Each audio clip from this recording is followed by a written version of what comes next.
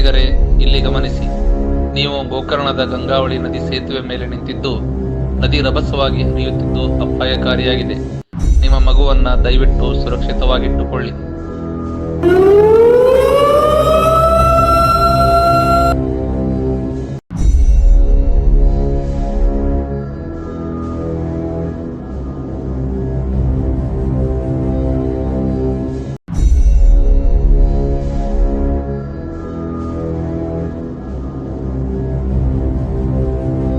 ಪ್ರವಾಸಿಗರೇ, ಇಲ್ಲಿ ಗಮನಿಸಿ. ನೀವು ಗೋಕರ್ಣದ ಗಂಗಾವಳಿ ನದಿ ಸೇತುವೆ ಮೇಲೆ ನಿಂತಿದ್ದು, ನದಿ ರಭಸವಾಗಿ ಹರಿಯುತ್ತಿದ್ದು ಅಪಾಯಕಾರಿಯಾಗಿದೆ. ನಿಮ್ಮ ಮಗುವನ್ನ ದಯವಿಟ್ಟು ಸುರಕ್ಷಿತವಾಗಿಟ್ಟು